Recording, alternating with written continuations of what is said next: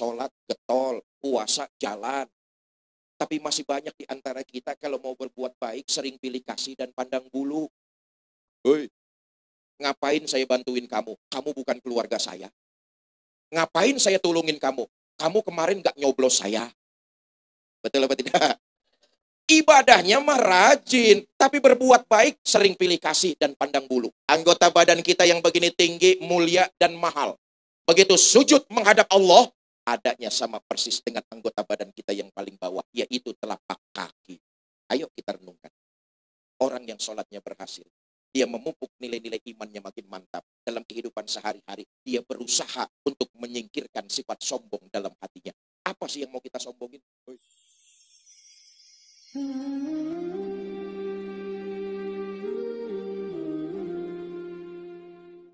Pertama, kauniyah.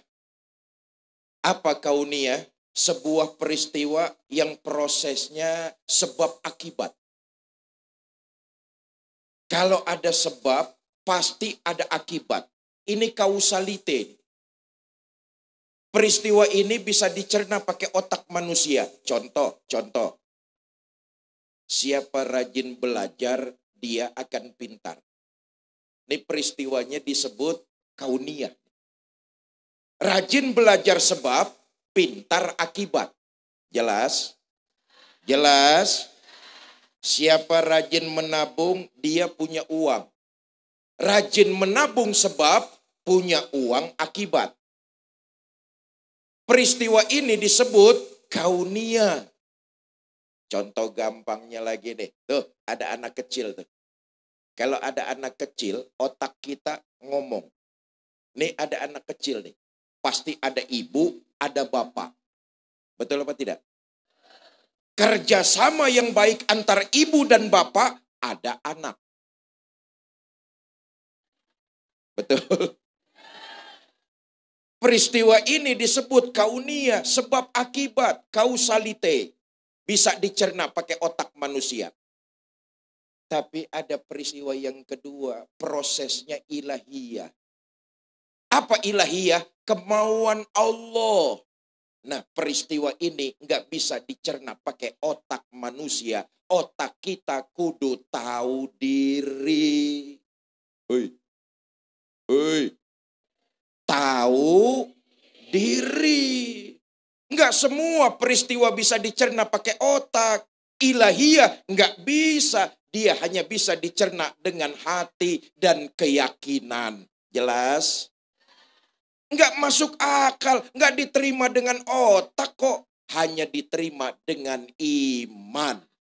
Contoh nih, contoh. Peristiwa yang nggak bisa dicerna pakai akal. Hanya pakai keyakinan. Hanya pakai iman. Sebab nggak masuk akal. Api itu sifatnya panas. Betul apa tidak? Tapi buat Allah, api itu netral. Netral bagaimana? Ya terserah maunya Allah. Kalau Allah mau api panas, ya panas. Kalau Allah mau api dingin, ya dingin. Panas dan dinginnya api bukan untuk Allah, tapi untuk kita para makhluk. Betul apa tidak?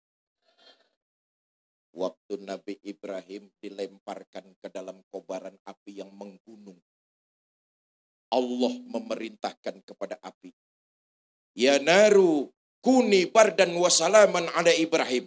Hai api, dinginlah kamu, selamatkan Ibrahim. Walhasil Nabi Ibrahim keluar dari kobaran api. Sekujur badan, sedikit pun nggak terbakar oleh api. Kenapa? Api nurut perintah. Nggak masuk akal nih. Hei. Otak harus tahu diri. Nggak semua peristiwa bisa dicerna pakai otak. Pakai iman. Kalau Allah yang mau, iza arada say'an ayyaqula lahu. Nabi Ibrahim nggak kebakar gara-gara ngamalin ayat yang tadi kali. Cobain. Ntar pulang dari masjid nih sampai rumah langsung ke dapur. Nyalakan kompor. Baca ayat ini 3 kali. Ya naru kuni bardan wasalaman ala Ibrahim. Nangkring di atas kompor. Insya Allah gosong.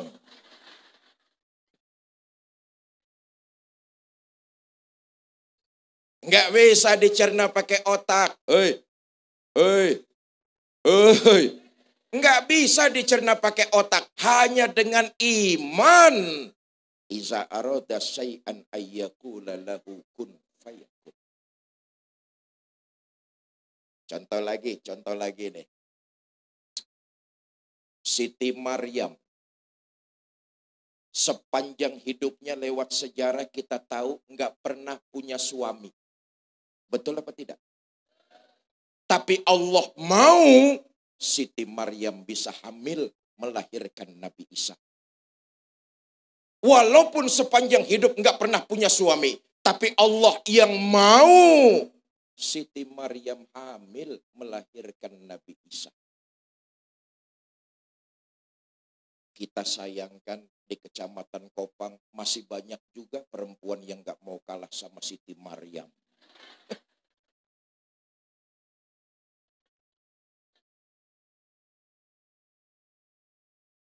Bapak Ibu saudara-saudara, karena itu enggak semua peristiwa, saya katakan sekali lagi, bisa dicerna pakai otak.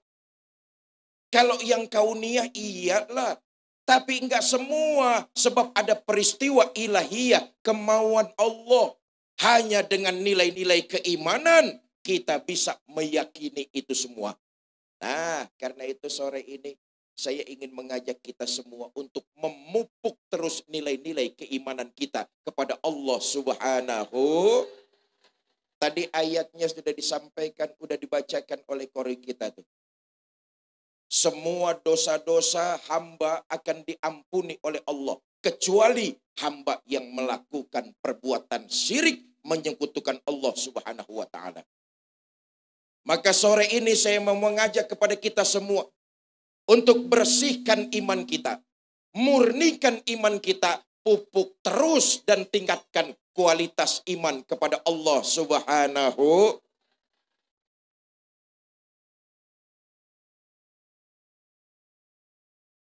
Ya. Anaknya haus kali Bu. Kasih minum dulu itu.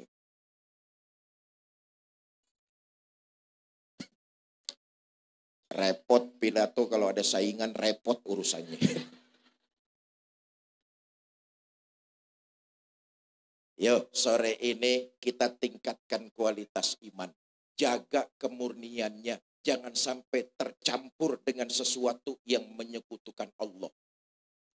Saya mau masuk bab akidah. Begini nih bahasa, mudah-mudahan dengan bahasa yang enteng. Semua bisa dapat memahami. Iman yang bersemayam di dalam hati kita, itu tempat nyantolnya berbagai macam amalan-amalan ibadah kita. Jangan sampai dia tercampur dengan sesuatu yang menyekutukan Allah. Sebab kalau dia tercampur, rontok, hilang, hangus amal-amal kebaikan kita. Na'udzubillah min. Iman itu cantolannya amalan kita. Karenanya jaga, pelihara kemurniannya. Jangan sampai menyekutukan Allah. Menyekutukan itu kan disebut syirik. Syirik ada dua. Syirik zohri, syirik khofi. Syirik zohri, syirik yang terang-terangan. Insya Allah kita nggak bakalan terang-terangan. Nyembah gunung, nyembah batu, nyembah patung, nyembah pohon. Insya Allah kita nggak bakalan. Itu syirik terang-terangan. Tapi maaf, hampura, kita nih sering terjebak kepada syirik yang sifatnya khofi. Apa syirik khofi? Samar, terselubung, remeng-remeng. Boleh jadi karena kita hobi, lalu tanpa kita sadari terjerumuslah kita kepada syirik khofi. Contoh, saya habis beli burung perkutut, rezeki saya lancar. Nah, awas. Hoi, Hei. Boleh jadi gara-gara hobi, tapi nggak terasa terjebak kepada syirik khafi. Hancur, habis, luntur amalan-amalan ibadah kita.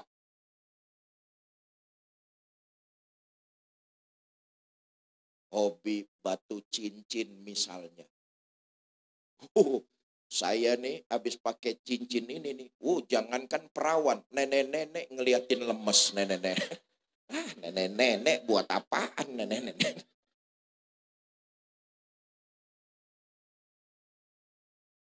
Karena tadi saya katakan iman itu cantolan amalan ibadah kita.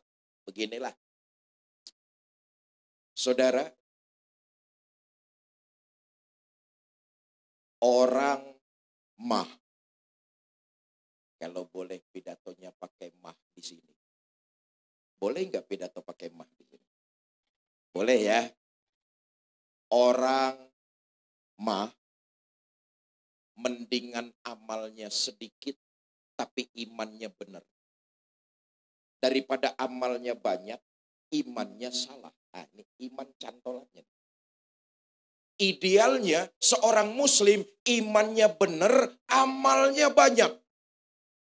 Bagaimanapun banyaknya amal seseorang, tapi kalau imannya salah, itu amal nggak ada tempat dia nyantol.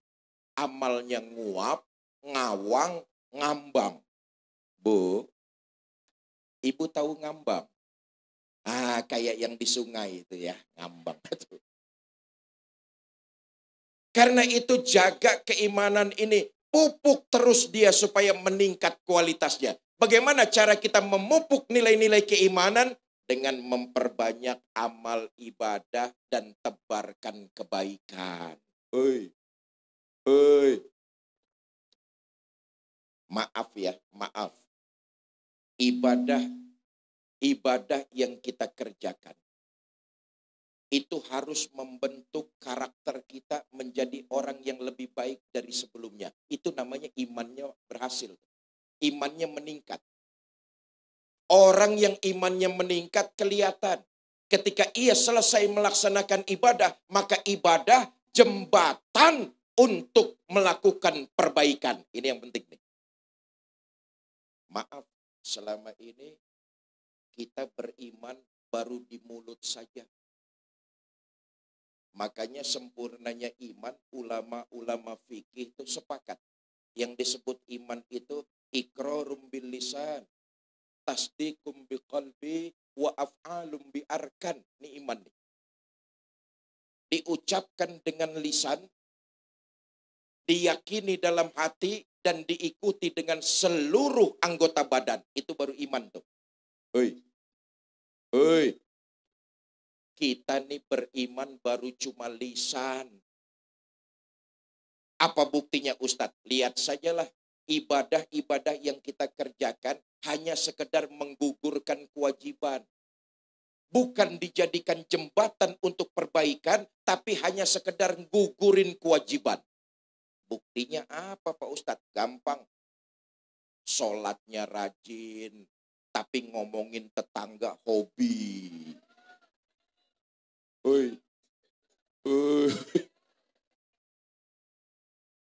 Bukan di desa sini. Di sini nggak ada. Di desa sebelah.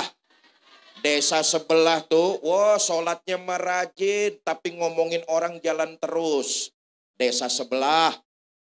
Saya tanya, orangnya pindahan dari desa sini katanya nih.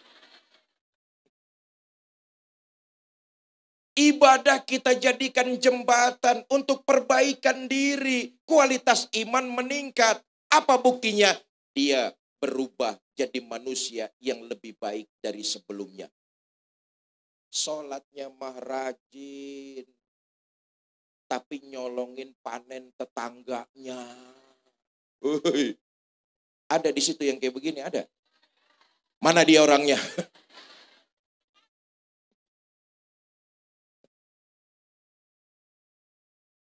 Saudara, ibadah itu memupuk iman dengan ibadah dan tebarkan nilai-nilai kebaikan. Ini satu paket nih.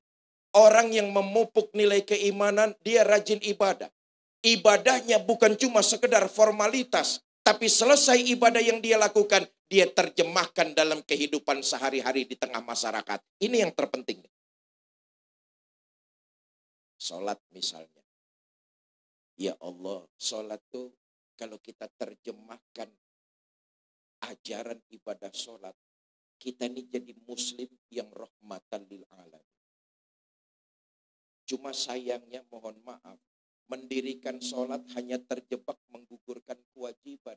Yang penting sudah sholat. Kembali ke tengah masyarakat tidak ada kebaikan, tidak ada perubahan menuju arah kebaikan. Artinya hari ini sama dengan hari kemarin. Hari esok akan sama dengan hari ini. Sholat misalnya. Sholat tuh ya Allah. Sholat tuh mengajarkan kepada kita umat Islam ini agar menjauhi sifat sombong. Sombong itu pakaian Allah. Kita nih makhluk nggak pantas sombong. Lewat ibadah sholat kita diajarkan nilai-nilai tawadu. Rendah hati. Coba lihat. Anggota badan kita yang tinggi dan mulia adalah kepala. Bercanda kita dengan teman, dipukul pundak kita masih senyum. Betul apa tidak? Dicubit lengan kita masih tertawa. Tapi di kelepak kepala kita, nanti dulu. Betul apa tidak? Tinggi dan mulia kepala kita ini. Saya tanya, kepala kita mahal apa tidak? Mahal apa tidak? Mahal. Apa buktinya? Tanya Kades. Kades nggak bakalan mau tanda tangan KTP kalau fotonya bukan gambar kepala. Belum pernah foto di KTP gambarnya gambar dengkul. Ayo kita lihat nih. Anggota badan kita yang begini tinggi, mulia, dan mahal. Begitu sujud menghadap Allah, adanya sama persis dengan anggota badan kita yang paling bawah, yaitu telapak kaki. Ayo kita renungkan. Orang yang sholatnya berhasil, dia memupuk nilai-nilai imannya makin mantap. Dalam kehidupan sehari-hari, dia berusaha untuk menyingkirkan sifat sombong dalam hatinya. Apa sih yang mau kita sombongin? Harta titipan Allah. Jabatan titipan Allah. Ilmu titipan Allah. Nyawa titipan Allah. Enggak ada yang perlu kita sombongkan dalam hidup ini. Allah titipkan harta jadi orang kaya, hidup di dusun, sombong. Kalau jalan kaki nggak nginjek tanah. Kuntilanak. Tolak pinggang setinggi dada. Mandang orang sebelah mata. Sebelahnya lagi picek. Allah titipkan harta jadi orang kaya. Sombong. Nggak pantes dong. Allah titipkan jabatan, kekuasaan, mentang-mentang jadi pejabat, sombong. Enggak pantes dong. Ilmu, jadi orang alim, menghina orang, sombong. Enggak pantes. Enggak pakai dong lah.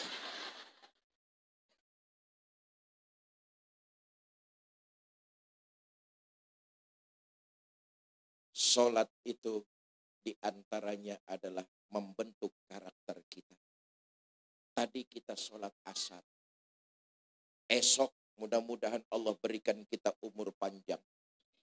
Melakukan sholat asar kembali. Sholat asar yang tadi sudah kita lakukan. Membuat kita hari ini harus lebih baik dari hari yang lalu. Esok kita melaksanakan sholat asar. Hari esok harus lebih baik dari hari ini.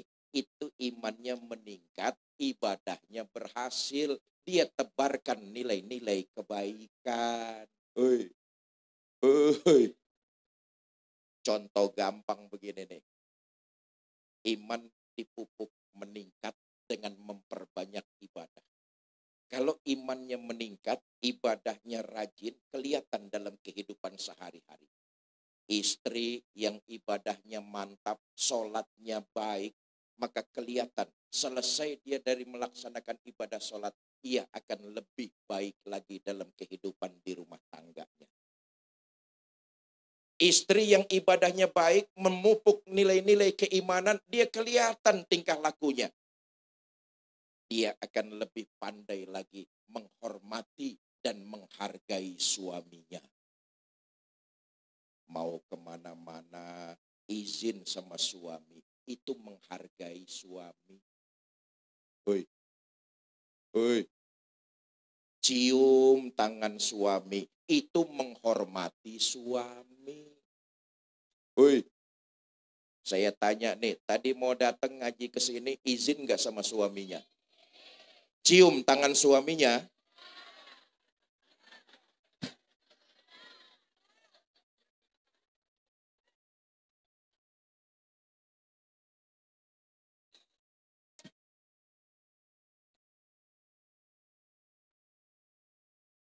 Janda.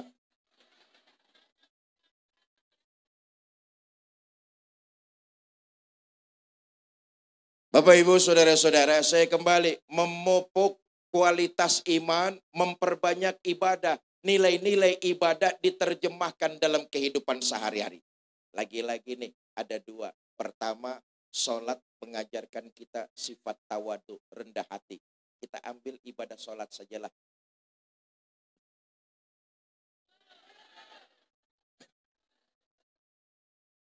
Ini pidatonya sampai jam berapa? Sampai jam berapa? Jam 7. Aliran sesat nih.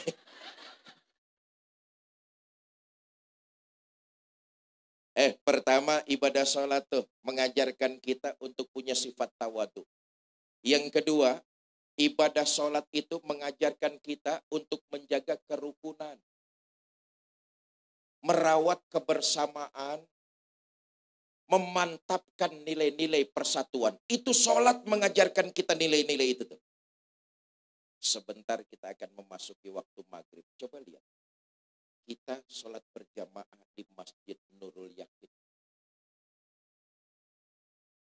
Kita semua diajarkan nilai-nilai persatuan lewat sholat berjamaah. Rumah kita boleh saja berbeda-beda. Ada yang rumahnya di timur, di barat, di utara, di selatan. Betul apa tidak?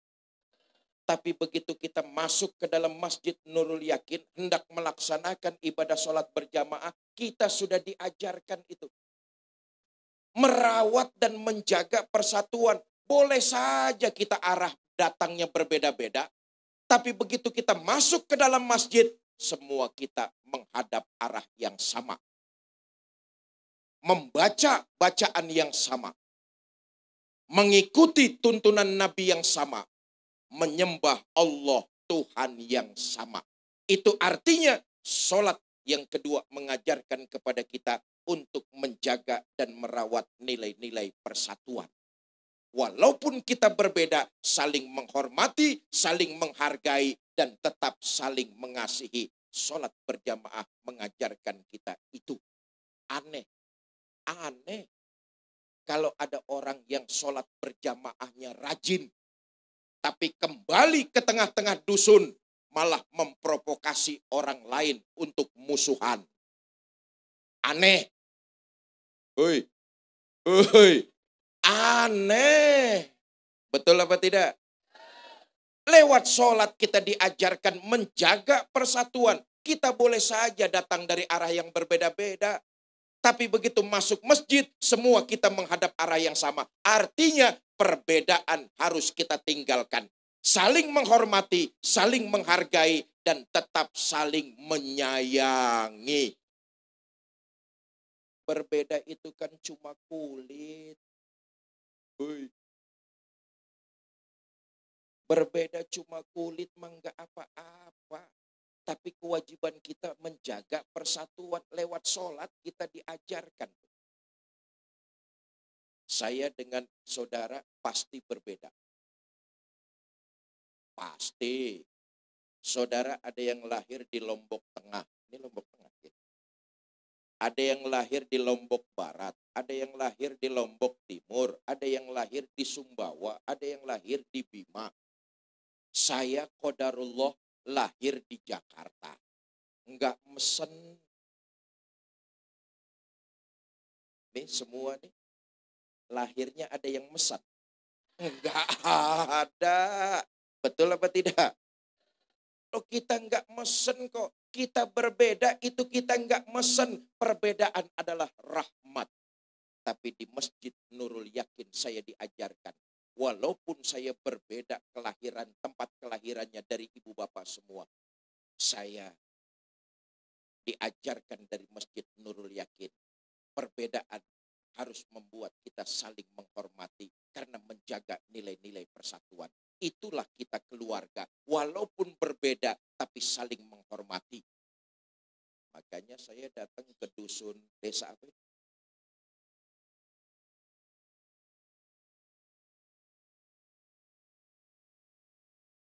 Saya datang sore ini ke Montong Teker.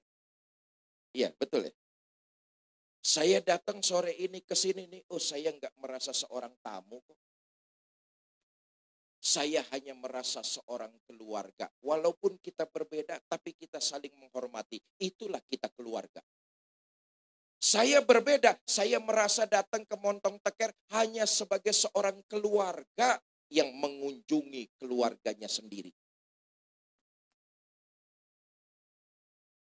Menghina saudara sama juga menghina saya. Menyakiti saudara sama juga menyakiti saya. Saya adalah saudara. Saudara adalah saya. Di hatiku ada kamu. Asik.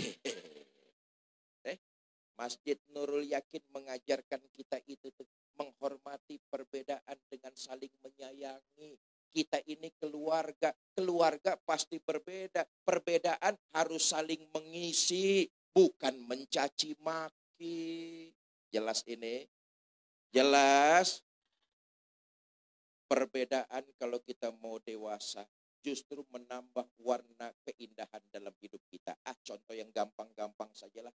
Sore ini nih yang hadir nih pakaiannya berbeda-beda. Warna-warni. Betul apa tidak? Oh, menambah kenikmatan dipandang mata. Betul? Apalagi yang hadir nih cantik-cantik semua nih. Di zamannya. Ini yang hadir nih kayaknya umurnya 23 tahun semua. Ini.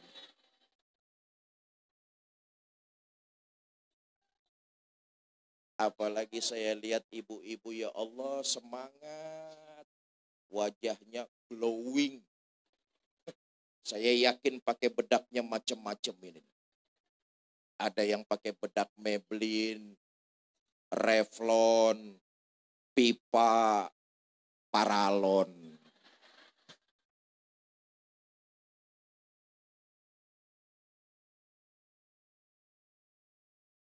Bapak Ibu, saudara-saudara kaum muslimin yang saya cintai. Nah, Masjid Nurul Yakin mengajarkan kepada kita semua. Bahwa di tengah-tengah kita pasti ada perbedaan. Orang yang sholatnya rajin berjamaah, dia akan paham betul tuh. Walaupun kita berbeda, kita diajarkan untuk terus menjaga kebersamaan, merawat nilai-nilai persatuan. Beda tuh sampai kiamat pasti bakalan ada. Nih yang hadir nih, ya Allah banyak betul. Ini yang hadir 100 orang ada enggak? Lebih 1.000 orang.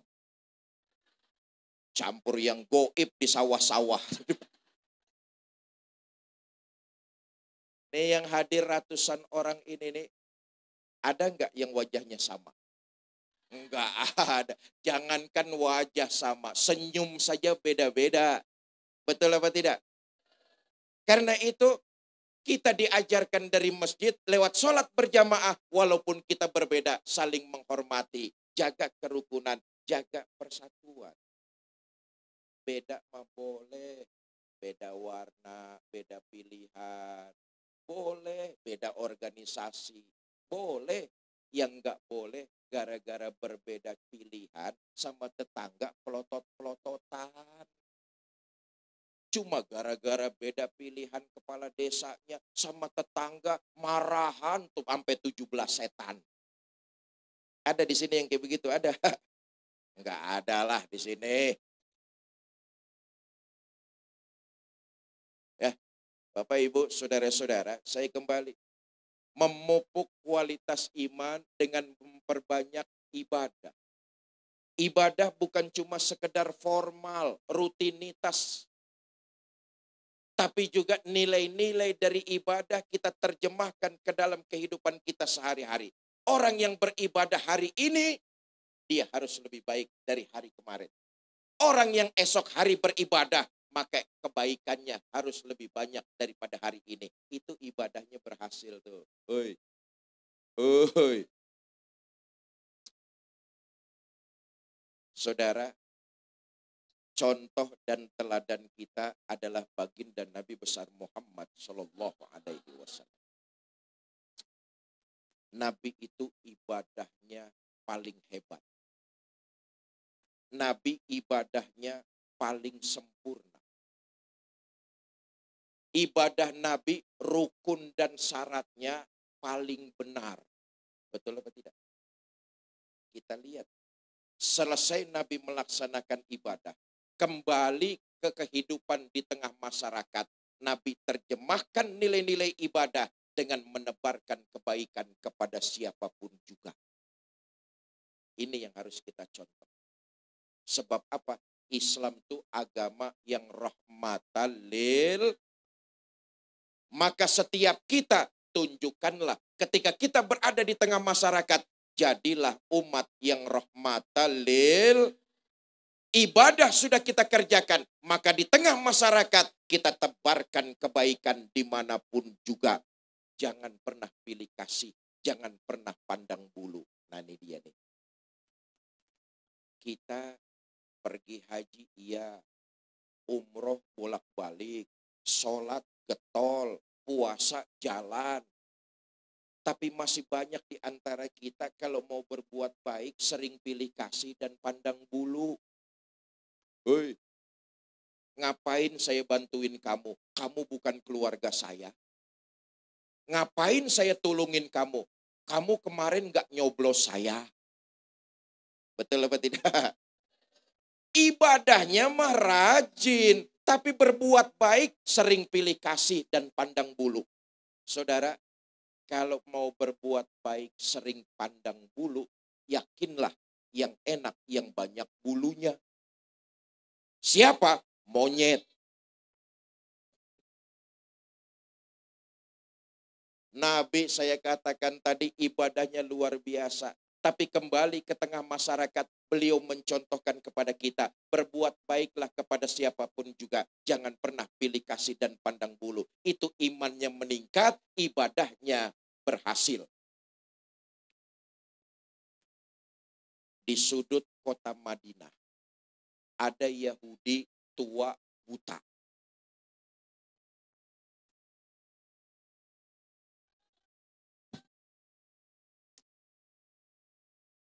Terus, soal terus sih gampang. Ini panitia air minumnya kemana ini air minumnya?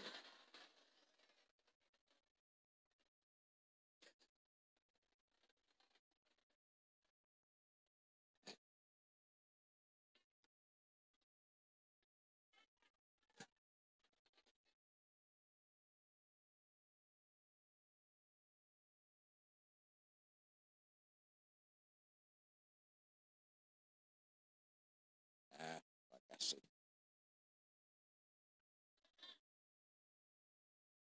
Makasih.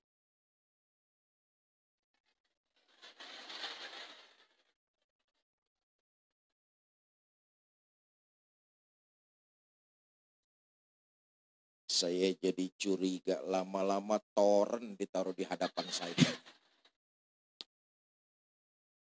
Bapak Ibu, di sudut kota Madinah ada Yahudi tua buta.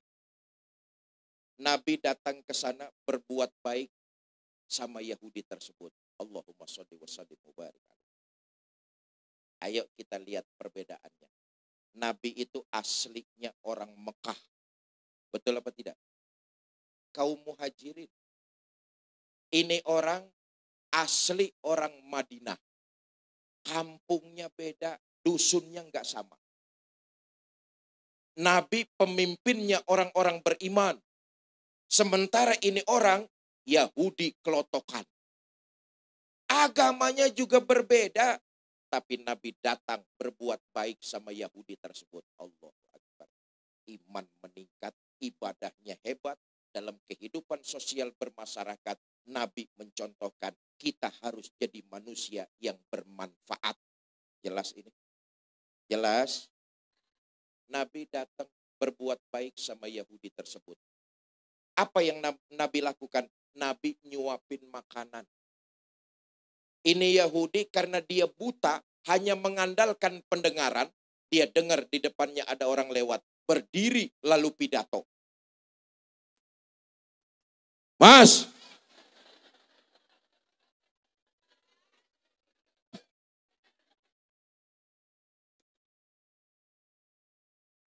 Kaget.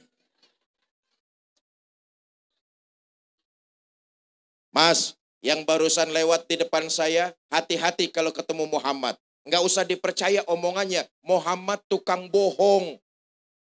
Padahal yang lagi nyuapin dia, junjungan kita baginda Nabi besar Muhammad Sallallahu Alaihi Wasallam. Berhenti Nabi berbuat baik? Enggak. Merah wajah Nabi menahan marah? Enggak. Nabi terus nyuapin Yahudi tersebut. Walaupun dicaci maki, walaupun dihina, Nabi tetap memperlakukannya dengan mulia. Allahumma sholli wa sallim wa barik alaihi. Enggak cuma satu kali. Besok Nabi datang lagi nyuapin Yahudi tersebut. Lagi enak-enaknya disuapin, Yahudi dengar di depannya ada orang lewat lagi. Berdiri dia pidato. Mas, yang barusan lewat di depan saya, hati-hati kalau ketemu Muhammad. Jangan dipercaya omongannya. Muhammad tukang sihir. Nabi terus nyuapin dengan penuh kelembutan. Allahumma sholli wa sallim. Saya tanya nih, orang sini kira-kira masih mau nyuapin nggak kalau yang kita suapin caci maki kita? Hah? Suapin aja terus, tapi makanannya campurin racun sedikit. Nah, ini urutannya nih ya. Memupuk iman dengan semangat beribadah. Semangat ibadah harus diterjemahkan dalam kehidupan sosial bermasyarakat dengan tebarkan nilai-nilai kebaikan. Bu,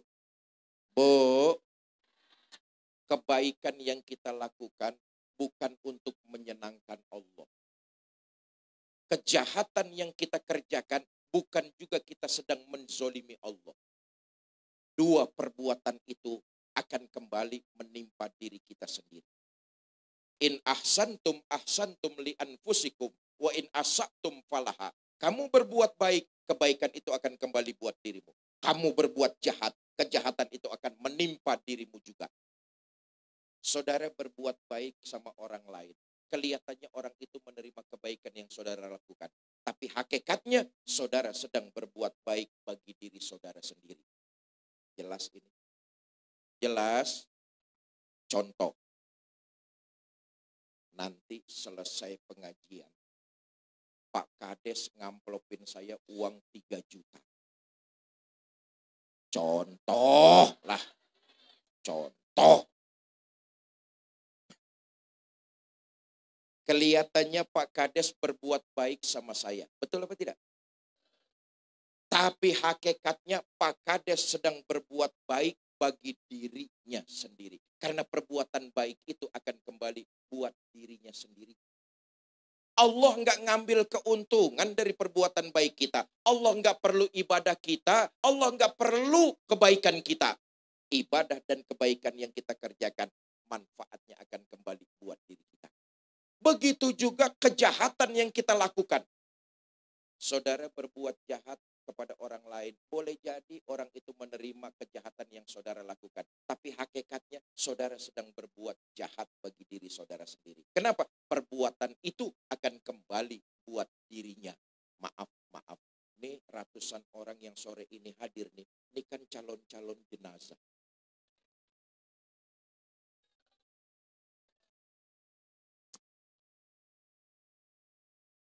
Dunia ini cuma tempat persinggahan.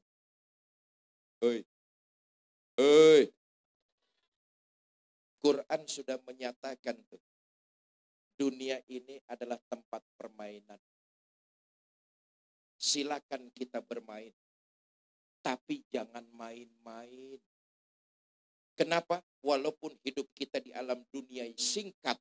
Tapi di alam dunia inilah menentukan perjalanan kita di akhirat yang abadi. Bahagia atau celaka. Hidup ini permainan. Mainlah. Tapi jangan main. Perbanyak bekal yang baik-baik.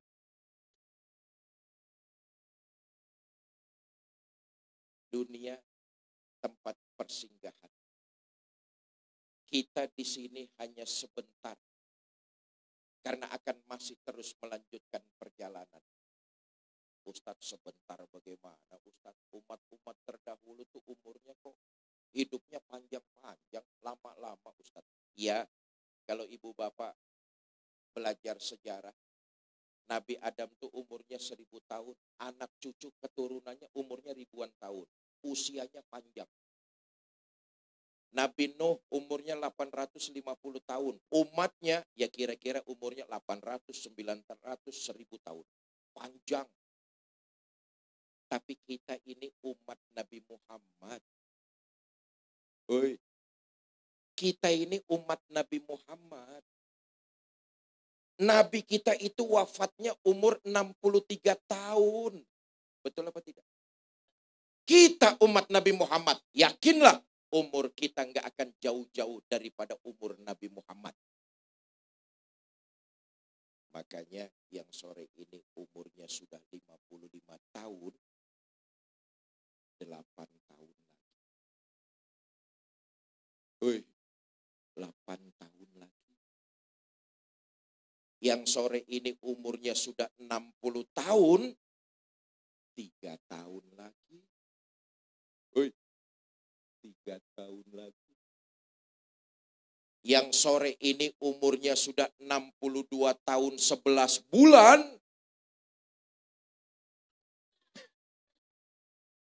Banyak-banyak makan yang enak tuh. Nabi itu mengingatkan nanti begitu jasad kita digotong orang ke kuburan. Kata Nabi, 3 yang nganterin kita. Ahluhu wa maluhu wa amaluhu. Keluarga, harta, amal perbuatan kita yang baik atau yang buruk. Itu yang nganterin kita ke kuburan. Tapi sayang yang 2 pulang. Siapa yang pulang? Ahluhu wa maluhu. Keluarga dan harta pulang. Harta yang kita cari siang, malam, pagi, sore. Boleh jadi status sosial kita tinggi. Rumah megah, mobil mewah, harta berlimpah, hektaran sawah. Kecuali harta yang kita belanjakan di jalan Allah, semua akan kita tinggalkan saja. Pak.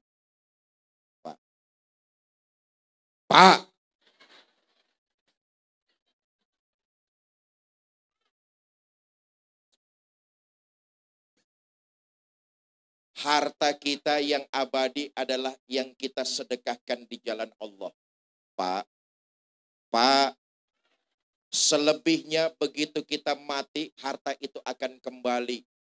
Istri akan ada haknya dari harta kita. Anak akan ada haknya dari harta kita. Betul apa tidak? Begitu kita mati, harta kita cuma jadi rebutan ahli waris kita saja. Istri ada haknya. Hoi, bapak mati, istri kawin lagi.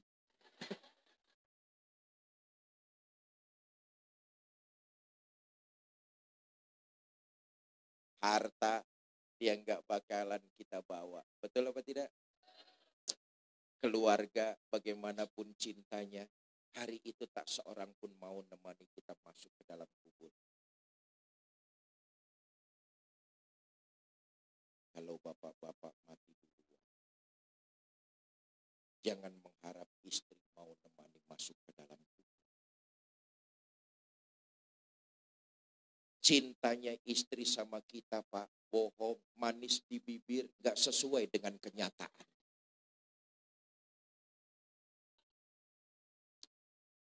Diturunkan jasad kita oleh orang ke dalam kubur, ditutup dengan papan, diuruk sama tanah. Istri paling cuma berdiri di tepian liang lahat, berlinang air mata sambil berkata, "Mas, sampai sini saja saya mengantar. Mudah-mudahan sampean betah di dalam. Nggak usah naik-naik lagi, Mas." Bagaimanapun cintanya istri nggak bakalan mau nemani. Betul apa tidak? Kalau ibu-ibu mati duluan. Begitupun sebaliknya. Jangan mengharap suami mau nemani masuk ke dalam. Apa suami nggak sedih ditinggal mati istri? Ibu jangan salah sangka. Kami ini para suami, apabila ditinggal mati istri, tentulah kami bersedih. Kenapa? Istri buat kami para suami belahan jiwa, pelipur lara.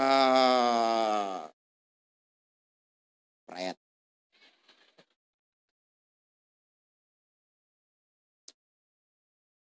Apa suami nggak nangis ditinggal mati istri? Ibu jangan salah sangka. Kami ini para suami kalau ditinggal mati istri bercucuran air mata. Mata yang kanan, mata yang kiri melotot nyari mana gantinya. Jelaslah sudah, dua itu pulang. Satu yang nemenin kita masuk ke dalam kubur. Apa itu? Perbuatan yang pernah kita lakukan di alam dunia. Baik dan buruk itulah yang akan menemani. Saya katakan sekali lagi. Kebaikan yang kita lakukan bukan untuk menyenangkan Allah. Tapi manfaatnya akan kembali buat diri kita. Kejahatan yang kita kerjakan bukan sedang menzolimi Allah. Tapi itu akan jadi beban buat kita. Yang harus kita pertanggungjawabkan di hadapan Allah Subhanahu wa Ta'ala. Karena itu, memupuk kualitas iman dengan rajin beribadah dan gemar menebarkan kebaikan. Mau memupuk kualitas iman?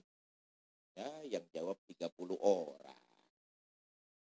Bapak, Ibu, Saudara-saudara, mau memupuk kualitas iman? Mau gemar beribadah? Mau tebarkan kebaikan? Saya tes sore ini bersama dengan saya. Ibu, bapak, saudara-saudara, mau ikut bersedekah? Bawa uang. Berapa? 2.000.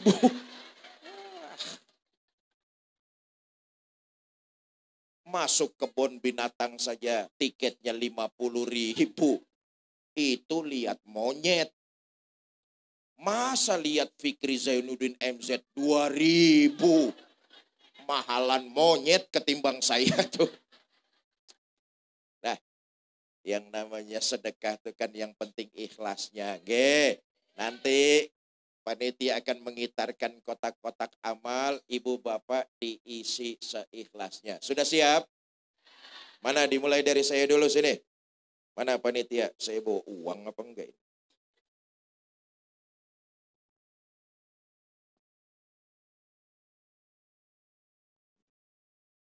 Baik, Bapak Ibu, jamaah rahimahullah, sambil kota infak di jalan, diisi seikhlasnya ya. Boleh kita